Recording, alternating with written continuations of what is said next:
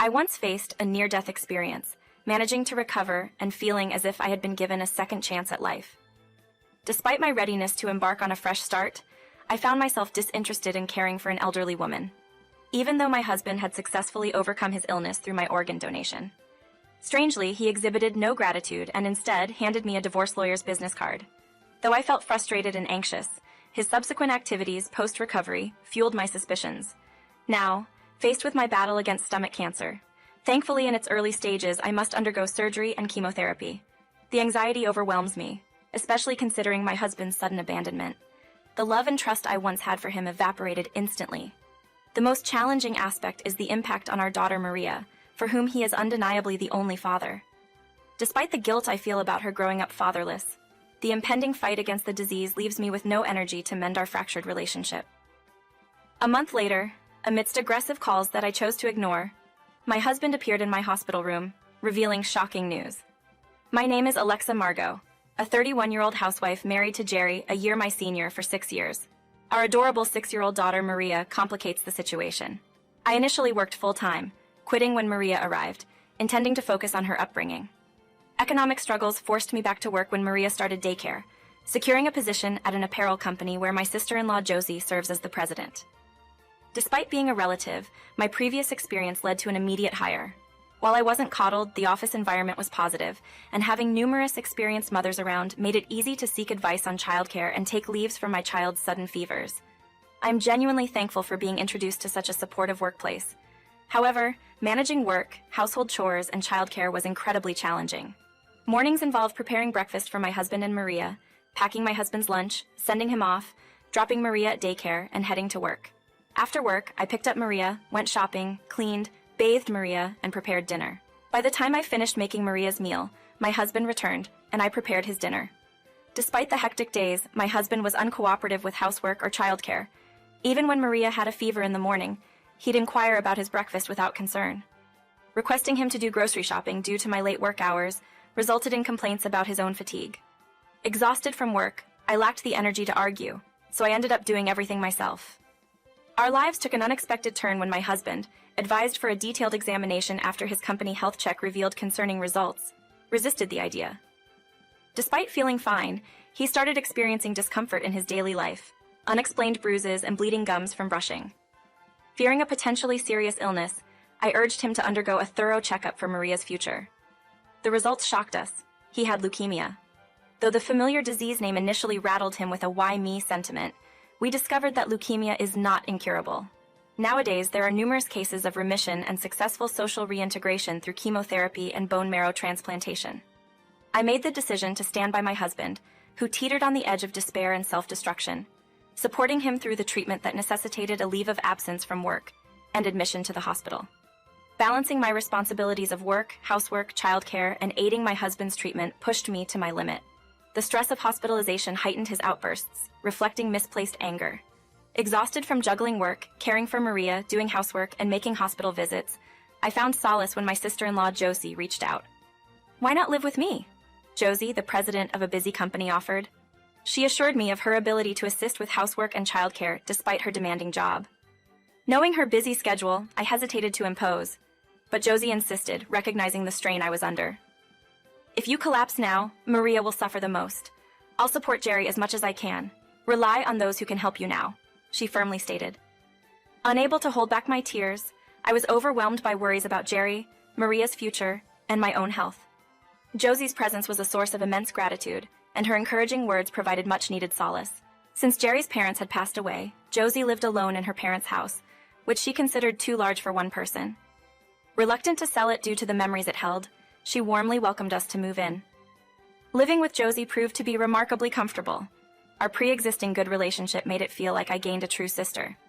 Josie was accustomed to living alone, excelled at housework, and actively assisted, significantly easing my life. During this time, there was a glimmer of hope for my husband's treatment. However, Josie's presence made the burden less overwhelming. Living with us, Josie was the type of person who expressed herself clearly, especially to Jerry. She advised him not to push himself too hard, but encouraged him to incorporate housework into his rehabilitation. Reluctantly, Jerry started helping with chores, but since he was still in recovery, I often found myself assisting him. Eventually, he stopped doing even the tasks he was capable of, relying on the knowledge that I would come to his aid. Feeling sluggish and using it as an excuse, he wouldn't make an effort to get up from the sofa when the doorbell rang. Even when I asked him to answer it while I prepared dinner, he sighed heavily and complained about my perceived demands, citing advice to rest. While I believed him, thinking it wasn't too much to ask, only Jerry truly understood the extent of his pain. Despite that, I made an effort to move, even if it strained me a bit. As Jerry neared full recovery and returned to work, the household chores and childcare remained demanding. Even when I wasn't feeling well, there was no decrease in responsibilities. Jerry, having regained his energy, started going out alone more often on his days off. Unaware of my condition, he didn't offer assistance with chores. When questioned about his plans, he became defensive, asserting his right to a private life. The continuous stress eventually led to persistent stomach aches, prompting Josie to suggest a full medical checkup. Considering Jerry's recent serious illness, I believed addressing any issues early was crucial for Maria's sake. I received a diagnosis of stomach cancer, and though the progression appeared slow, hospitalization and painful chemotherapy were deemed necessary. Upon the sudden news of my hospitalization, Maria, my daughter, seemed anxious. However, her father, Jerry, was out for the day and couldn't comfort her. In his absence, my sister-in-law, Josie, stayed with Maria to avoid disturbing me. While I silently prepared for the hospital, Josie took Maria out shopping. As I quietly readied myself, Jerry returned home with a carefree demeanor, oblivious to the situation. In frustration, I exclaimed about my stomach cancer diagnosis and the impending need for hospitalization and chemotherapy. Instead of expressing concern for me, Jerry's first question was about the house during my absence. I found it disheartening that his initial worry wasn't about my well-being, despite the slow progression of the illness. In a surprising turn, Jerry abruptly suggested divorce, adding to my bewilderment. I, who had supported him devotedly through his illness, now faced abandonment in my time of need. Having survived a near-death experience and feeling reborn, I desired a fresh start, no longer wanting to care for an ungrateful spouse. Despite being the donor that facilitated Jerry's recovery, he never expressed gratitude. In fact, he handed me a business card of a divorce lawyer. Jerry complained about my appearance, citing my lack of makeup at home as a reason for his disillusionment. His anger escalated, demanding that I sign divorce papers quickly. Already anxious about the cancer diagnosis, I felt further frustration and anxiety at his sudden and unreasonable demands. Despite my emotional turmoil, I wasn't shocked. Since regaining his mobility, Jerry had distanced himself, and I had grown suspicious. With the cancer diagnosis, my love and trust for him vanished. The pain was compounded by the fact that, for Maria, he remained her only father. Despite feeling guilty about making her a child of a single parent, the energy required to repair my relationship with Jerry was depleted in the face of the impending battle against cancer. Now we were just strangers. "We're just strangers," Jerry said with a self-satisfied smile. "Hey, is it over? Don't just come in like that." "But you're taking too long." A suddenly familiar but unfamiliar young woman appeared at the entrance. She wore flashy makeup and a stylish dress, looking beautiful at first glance. Upon closer inspection, I recognized her as the nurse from the hospital where Jerry was admitted. She was in plain clothes now, but she had been assigned to my husband's room at some point, apparently serving as his mistress. "Yes, she is," Jerry boasted. "She supported me devotedly when I was sick, much more than you ever did." I was dumbfounded by Jerry's statement. Supporting a patient devotedly is a fundamental part of a nurse's job, and it was frustrating to be compared to her in that regard. "Get out of this house right now," Jerry declared assertively. Indeed, this was my husband's family home, but it was now under the name of my sister-in-law, Josie. However, if I divorced Jerry, Josie and I would become strangers. More than parting with Jerry, it was sad to be separated from Josie, who is kind, reliable, and has a good relationship with my daughter Maria. Nevertheless, I packed my suitcase with just the essentials. In addition to preparing for my hospitalization, I no longer had any love for my husband and wanted to get out of the situation as soon as possible. While I silently prepared, Josie and Maria, who had gone shopping, came back. "We're home. Oh, do we have a guest?" Josie seemed surprised to see an unfamiliar woman. Maria, clinging to Josie, seemed not to understand the situation, so I clearly stated, "I am going to divorce Jerry." Josie looked as shocked as I felt. Then, as if realizing something, she handed Maria some snacks she had just bought and told her to eat them in the next room. With only adults left, Josie immediately glared at my husband. "What are you thinking, Jerry?" Jerry recoiled for a moment when Josie, not me, confronted him. "He's going to divorce me and start a new life with that woman over there. Since you and I will become strangers, he told me to leave." Josie's eyes widened in disbelief at my words. "Alexei is having a tough time, and how selfish can you be? You're the one who should leave. Never show your face to me again." Josie firmly cut off Jerry, who clicked his tongue, snorted, and left the house. The woman glanced down at me, smirked triumphantly, and followed Jerry. "Alexa, I'm really sorry," Josie said apologetically after the two left. I felt guilty for making her, who had done nothing wrong, feel that way. "Please don't make that face. You've done so much for me, Josie, and I can't thank you enough." I felt a bit relieved that Josie had decisively cut off Jerry. "Even if you divorce Jerry, I'll always be on your side." We had already vacated the house we lived in before Jerry fell ill, having been kicked out by Josie. Jerry now had no place to live, but he probably planned to move in with that woman. Although he had insurance and subsidies, Jerry shouldn't have much savings left after his major illness. Well, it's none of my business anymore since we'll be strangers. Although we were no longer a married couple, Josie was still helping me.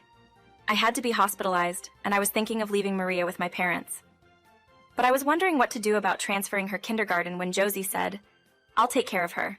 I know Maria will be anxious without her mom, and changing environments will make her even more anxious. My work is stable right now," Josie said, so I decided to rely on her.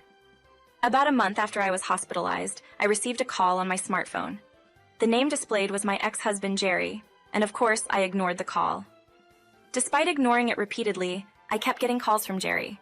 When I mentioned this to Josie, who came to visit me, she said she also received calls and ignored them. But he apparently showed up at her in-laws' house, insisting on seeing me. She sent him away, saying it was impossible since I was in the hospital. "Don't pay attention if he says anything. It's too late for him to realize your worth now." Josie's words made me feel stronger. After saying goodbye to Josie and mentioning that I was going home for the day, Jerry unexpectedly appeared in my hospital room. "Why are you here?" I questioned, as I hadn't disclosed which hospital I was admitted to, and he didn't bother to ask. Jerry explained that he had gone to my parents' house and noticed my sister leaving with flowers, assuming she might be visiting me. Apparently, he followed Josie. Jerry's persistence was terrifying, and I was puzzled about what he wanted. Then, he dropped a bombshell. His leukemia had recurred. "My illness has recurred," he confessed. "Though remission is possible with a bone marrow transplant, it doesn't guarantee there won't be a recurrence." He audaciously asked, "Can you be a donor again?" I was dumbfounded by his request. I was battling a severe illness, cancer, and the ex-husband who abandoned me came back as soon as he fell ill again. It all seemed too convenient. "I don't care. Isn't it your own fault?" I retorted. Jerry looked regretful. As soon as his girlfriend learned about his recurrence, she apparently broke up with him, citing an inability to handle the responsibilities of caring for a sick person in her personal life. "You're the only one I can rely on now," Jerry begged for my help. Firmly, I told him, "I absolutely don't want to. Are you going to abandon me when I am sick? You were the one who abandoned me first, right?" Jerry was at a loss for words at my response. "I am currently consulting a lawyer about child support for Maria. I will make sure you pay, but I am sick. I am telling you." As our fruitless argument persisted, a doctor who noticed the commotion entered the room. The doctor restrained Jerry, who was attempting to grab me, and took him away. It was later revealed that Jerry was handed over to the police, and after interrogation, a restraining order was issued against him. Hearing the commotion, Josie returned to my room, and upon learning the details, seemed utterly disgusted by Jerry's selfishness. I asked Josie to testify, and after consulting with my lawyer, I decided to claim compensation from Jerry and his mistress. Despite Jerry's reluctance, his mistress agreed to pay immediately, as if it were a severance payment. Since then, I have been slowly recovering. Josie has been providing devoted support, and although Maria is still young, she has been cheering me on without being selfish. The cancer was successfully removed, and no metastasis has been found. On the other hand, Jerry still hasn't found a donor and is apparently living in fear every day. He managed to pay me compensation by depleting his savings, but it seems he won't be able to afford Maria's child support. Due to this, he is not allowed to visit, and he is seemingly fighting his illness alone. I still have a good relationship with Josie. After being discharged from the hospital, I thought I couldn't bother her anymore, so I considered moving out with Maria. However, she got upset, telling me not to think about unnecessary things after recovering from an illness. She insisted I spend freely until I saved enough money.